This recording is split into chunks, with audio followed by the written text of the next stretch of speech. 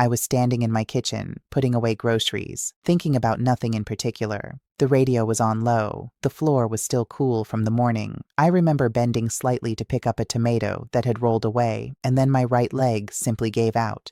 I didn't scream. I didn't flail. I just went down.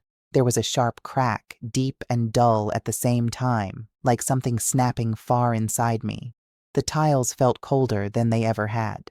I lay there for a moment, staring at the cabinet door in front of me, waiting for the pain to catch up. When it did, it came in waves, steady and unforgiving. The grocery bag had tipped over beside me. Tomatoes rolled across the floor. One burst under my hip, red spreading across the white tile. I remember noticing how quiet the house was. Too quiet. I tried to push myself up with my hands.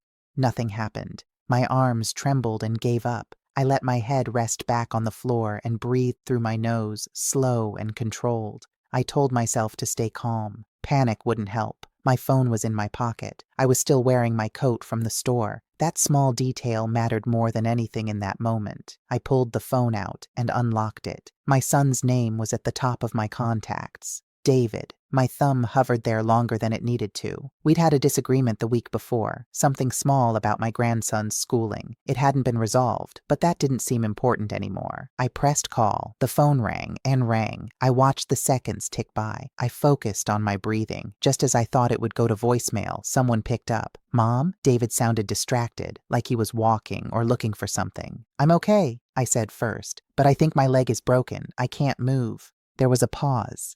Then a faint rustling, like the phone being covered. And then I heard her voice.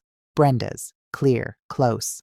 Don't answer. Let her figure it out herself. We need that master bedroom for my brother. No shouting, no anger, just a statement, delivered like a scheduling note.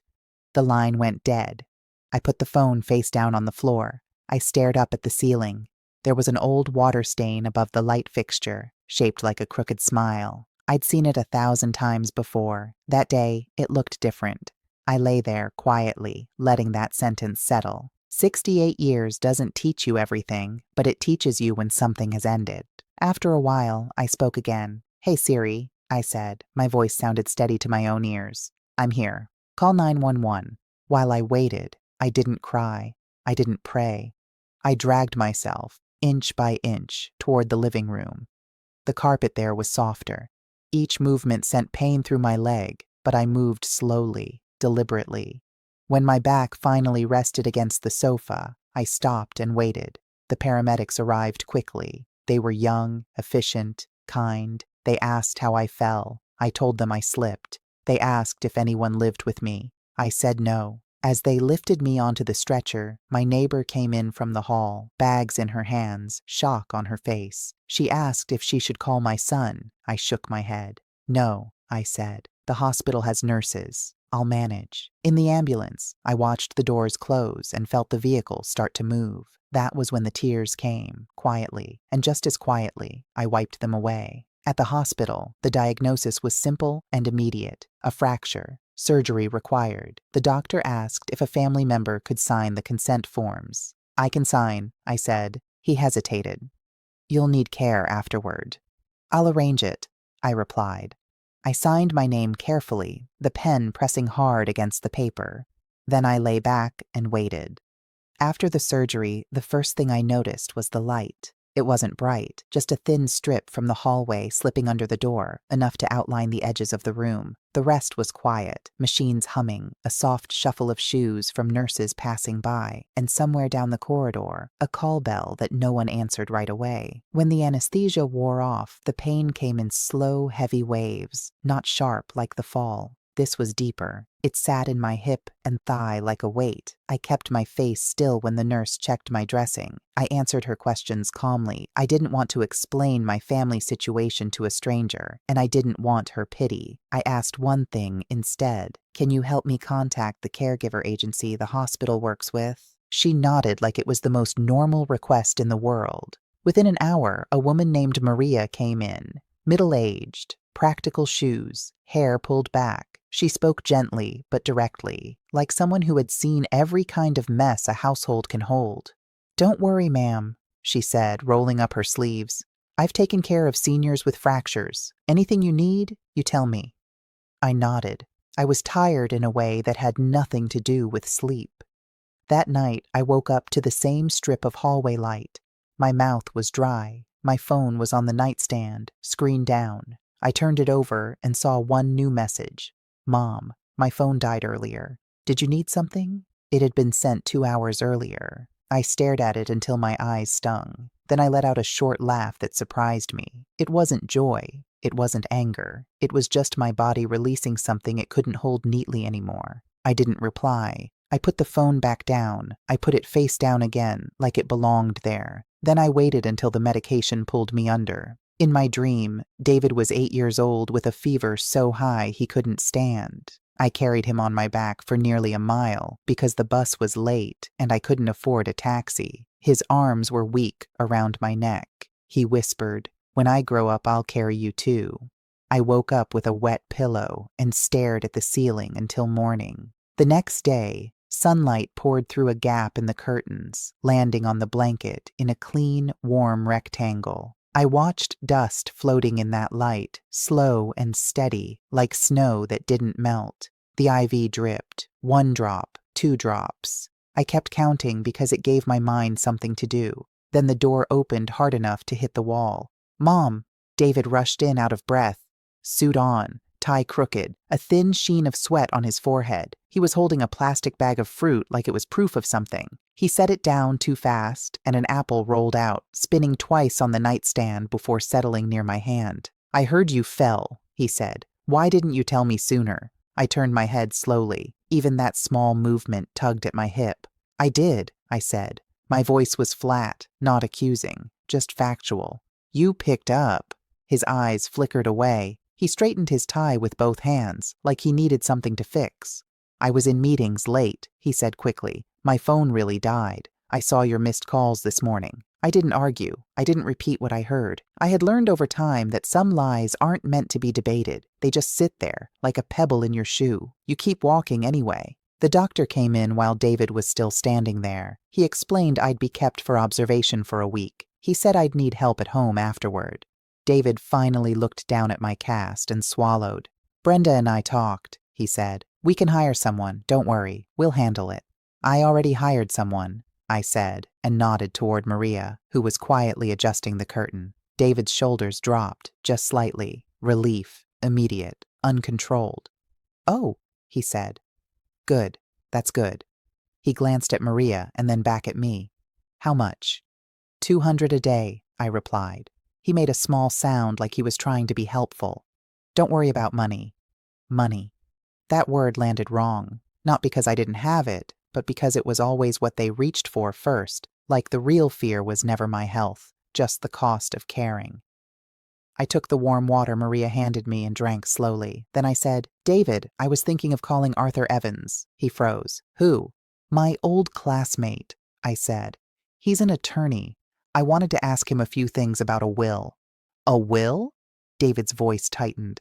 "Mom, don't be ridiculous. It's a fracture. When you get older, you plan," I said calmly. "Do you have his number? Is he still at that firm downtown?" David pulled out his phone too quickly, fingers swiping with nervous speed. I'll check," he said. "I have another meeting. I have to go. I'll come tonight." He left fast enough that the apple stayed where it was, untouched. When the door clicked shut, Maria picked up the apple, wiped it with a wet wipe, and placed it gently within my reach. "Your son is busy," she said quietly. I smiled a little, but I didn't answer. I watched the apple for a moment. Then I looked at the clock on the wall. The second hand moved without rushing, and in that slow, ordinary ticking, I made myself a simple plan. Step 1, get the facts in writing. Step 2, make sure the house could not be taken quietly. Step 3, recover without asking for permission. Then I waited. Arthur arrived that afternoon, right on time. He still walked the same way he had in our 20s, upright and purposeful, as if late fees and deadlines were chasing him even now. His hair was grayer, his suit sharper, but his eyes were familiar. He carried a small bouquet of carnations, the kind you buy without overthinking it. "Helen," he said loudly enough that the woman in the next bed turned her head. "Look at you. How long has it been?" "Too long," I replied. "Sit, please." Maria raised the head of my bed and brought an extra chair.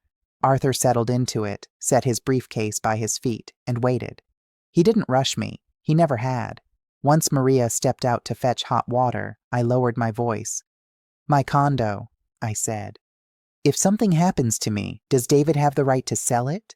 Arthur didn't react emotionally. He reached into his briefcase and pulled out a thin notebook and pen, the same methodical motion I remembered from study hall. "Whose name is on the deed?" "Mine," I said. "It used to be mine and my husband's. After he passed, I changed it." Arthur nodded once. "Then no, your son has no right to sell it. Not now, not ever, unless you leave it to him or fail to make arrangements." I let out a breath I hadn't realized I was holding.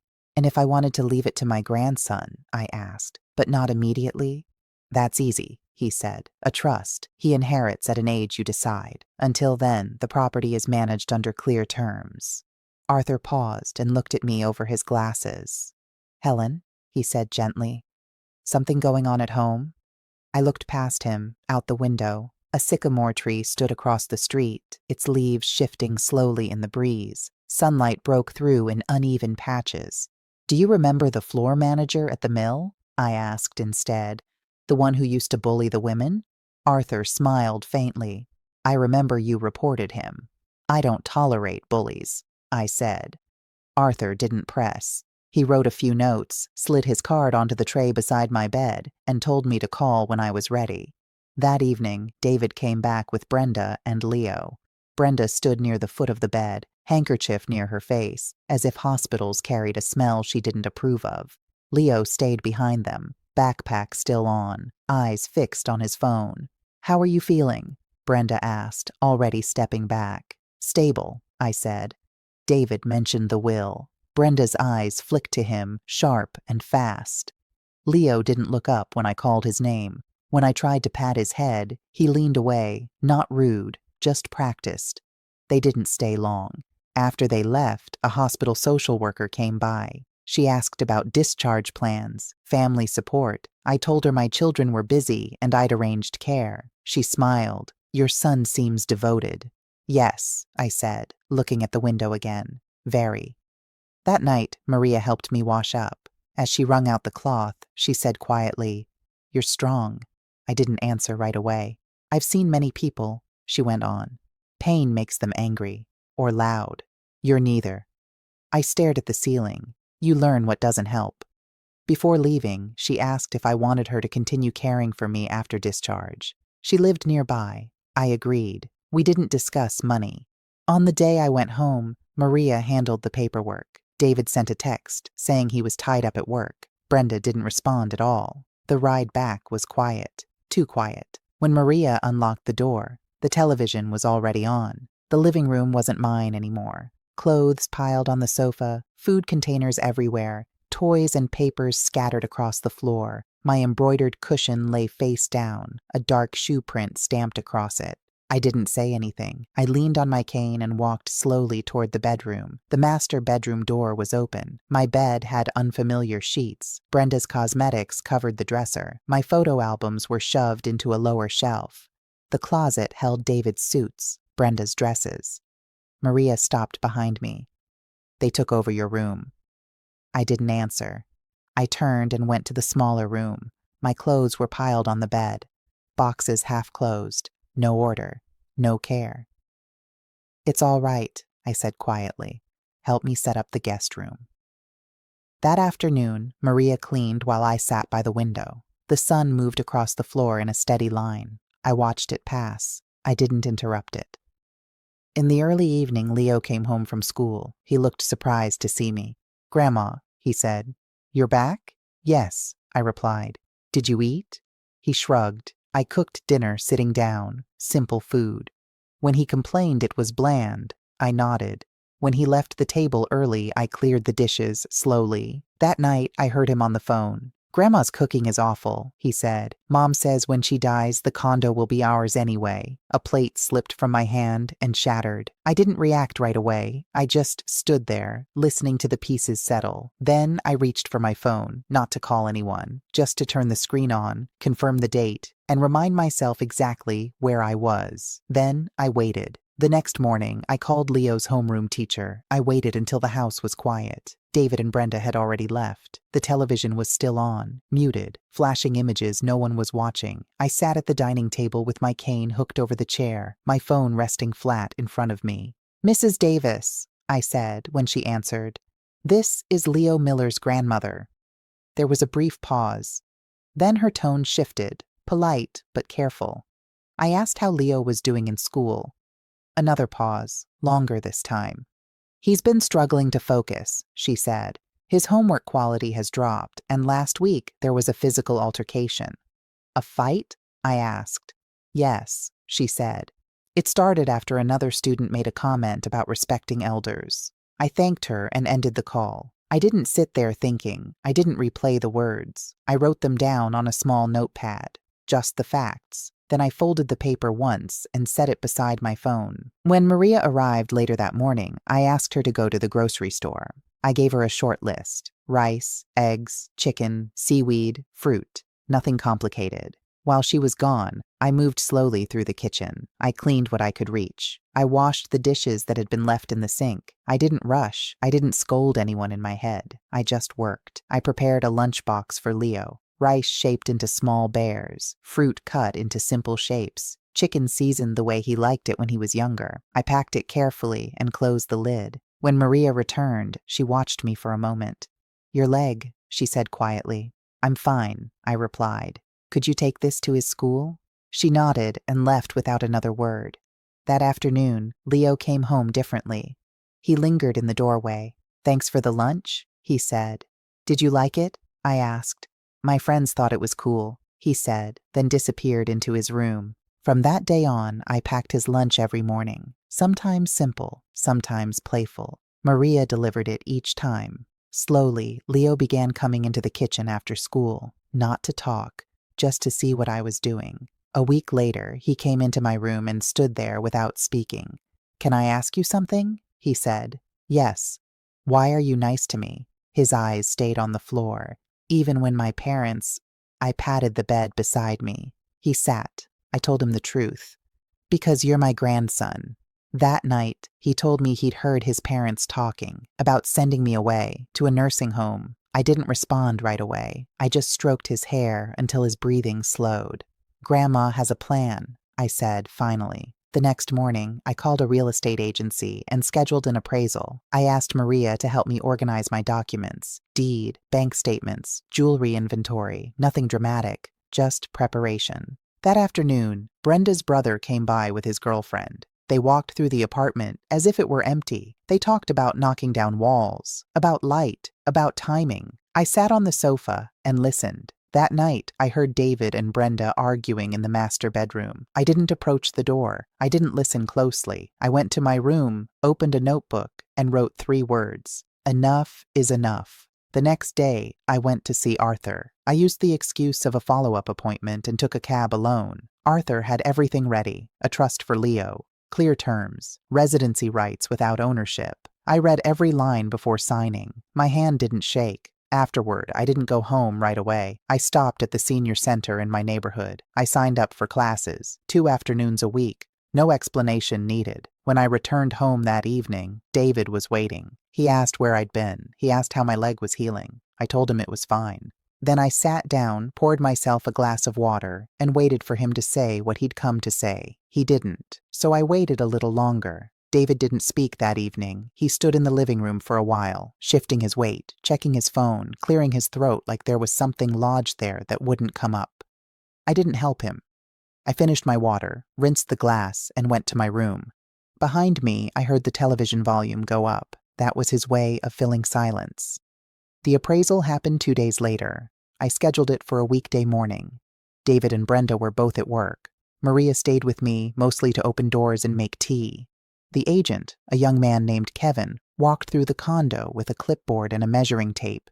He spoke in a low, professional voice: layout, school district, natural light, market timing. I sat on the sofa and listened. I didn't add anything. When he finished, he gave me a range. It was higher than I expected. I nodded once and thanked him. I didn't smile. I didn't react. I wrote the number down in my notebook after he left and closed it carefully. That afternoon, Leo came home and watched me sort old photo albums. "Are you moving?" he asked. "Eventually," I said. "Not today." He nodded like that made sense. The call from the senior living community came the next morning. I toured it alone. Bright hallways, clean kitchens, a south-facing one-bedroom with light that stayed all afternoon. I put down a deposit before doubt had time to form. On the way home, my phone rang. It was David. "The agent called," he said without greeting. "He said you're selling the condo." "That's right." There was a pause. I could hear traffic behind him, a horn, someone impatient. "You can't just decide that," he said. "I already did," I replied. Then I hung up. When I got home, David and Brenda were waiting. Leo was in his room with the door closed. David paced. Brenda didn't sit down. She stood near the counter, arms crossed, eyes sharp. "This is our home," Brenda said. "You can't take it away." I took the deed from my purse and unfolded it on the table. I didn't slide it toward them. I didn't push it. I just laid it flat and waited. David looked at it. His face changed, red to pale in seconds. "I've already listed the property," I said. "You have 1 week to move out." Brenda laughed, short and bitter. "You won't dare." "I will," I said, "and I'll give you $100,000 for a down payment on something smaller." David's mouth opened, closed. "You don't have to give them anything," Maria said quietly from the doorway. "I know," I replied. Brenda lunged for my purse. David grabbed her arm too late. I stepped back. "Remember the police report," I said. Leo came out of his room then. He stood between us, small and shaking. "I don't want to live here," he said. That was the moment the room went still. No one argued after that. There was nothing left to argue. That night, Leo slept in my room. David and Brenda didn't speak to each other. I lay awake, listening to the sounds of boxes being dragged across the floor, drawers opening and closing, doors slamming softly instead of loudly, like restraint was being forced. In the morning, Leo handed me a brown folder. "I took this," he said. "They were looking for it." It was the deed. I put it back in my purse and zipped it closed. Then I sat at the table, made myself tea, and waited for the week to pass. The week passed quietly. Boxes appeared in the hallway, then more. Brenda packed fast and loud at first, making sure every cabinet door closed a little harder than necessary. By the 3rd day, she stopped trying to be noticed. David moved more slowly. He folded things instead of shoving them. He didn't look at me much. I stayed in my routine. Up early, tea, medication, a short walk down the hallway with my cane. I didn't supervise. I didn't comment. Silence, I'd learned, was not weakness. It was structure. On the 6th night, David knocked on my door. "Mom," he said. "Can we talk?" I nodded and pointed to the chair by the window. He sat down carefully, like the floor might give way. "I agree," he said finally, "to your terms." I didn't respond right away. I watched the streetlight outside blink on, then another, farther down the block. "Leo will decide where he lives," I said. "That part doesn't change." David nodded. He stared at his hands. Then, unexpectedly, he slid off the chair and knelt on the floor. "I'm sorry," he said. Not loudly, not dramatically, just stated. I didn't reach for him. I didn't help him up. I let the moment sit where it belonged. "When you're done," I said quietly, "you can stand up." The moving truck came 2 days later. David packed his last box. Brenda didn't say goodbye. Leo hugged me tightly before getting into the car. He didn't look back. After they left, the apartment felt hollow, not sad, just emptied. I walked through each room slowly. The master bedroom one last time, the guest room, the kitchen. I wiped down the counter where the tomato had burst weeks earlier. The stain was gone. The memory wasn't. The sale moved quickly. Paperwork, numbers, signatures, no raised voices, no drama. When the funds cleared, I transferred exactly what I promised to David. No more, no less. I kept the receipt and filed it. A month later, I moved into the senior community. My new apartment faced south. The light filled the room without effort. I unpacked only what I needed: clothes, photos, a kettle, my husband's watch. I left the rest behind. Leo came to live with me. His new school was 3 blocks away. He learned the route in one afternoon. The first night, he asked if this was permanent. "For now," I said. "That's enough." David visited the following weekend. He looked thinner, quieter, but steadier. "I'm starting over," he said. I moved out. "Brenda and I are separating." I nodded once. We sat together without trying to fix anything. Weeks passed, then months.